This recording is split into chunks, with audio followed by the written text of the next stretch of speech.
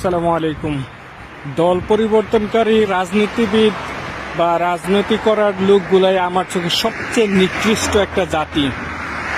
কারণ দেখবেন যারা আওয়ামী লীগ করে সব সময় তারা কখনোই মারামারি করে না, কারো উপরে জোর জুলুম করে না, কারণ তারা সবসময় আওয়ামী লীগ করে। যারা বিএনপি করে সবসময় তারা সবসময় বিএনপি করে, বিএনপির প্রয়োজনে তারা বিএনপিকে ভোট দেয়, বিএনপির পাশে থাকে, সবসময় বিএনপি করে। তারা মারামারিতে নাই, কাটাকাটিতে নাই, কোনো কিছুতে নাই। যারা জামাতে ইসলাম করে জামাতে ইসলাম, জাতীয় পার্টি। কিন্তু কিছু লজ্জা শরমহীন নিচু প্রকৃতির লোক আছে যারা এখন আওয়ামী লীগের পক্ষে, আওয়ামী লীগের জন্য জান দিব, প্রাণ দিব, আওয়ামী লীগের নেতার জন্য জীবন দিয়ে দিব। কিন্তু আওয়ামী লীগ চলে গেছে, এখন বিএনপির জন্য জান দিয়ে দিব, বিএনপির জন্য প্রাণ দিয়ে দিব, মানে বিএনপির জন্য সব করে ফেলবো।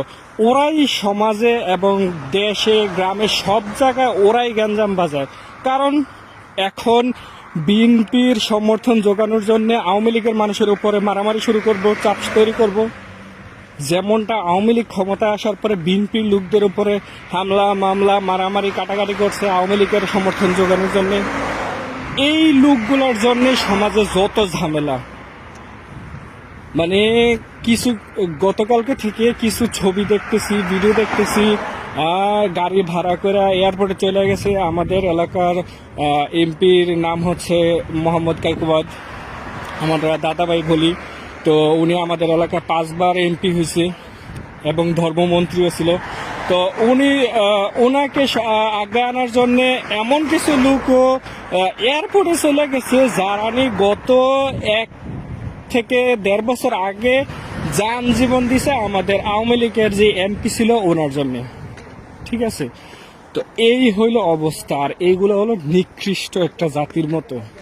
ওরা সারাটা জীবন এইভাবে চলে, এইভাবেই চলবে। সমাজের মধ্যে অশান্তি ওরাই সৃষ্টি করে। যারা খাসভাবে আওয়ামী লীগ করে, খাসভাবে বিএনপি করে, তারা কখনো ঝামেলা করে না। এই হলো বর্তমানে পরিস্থিতি।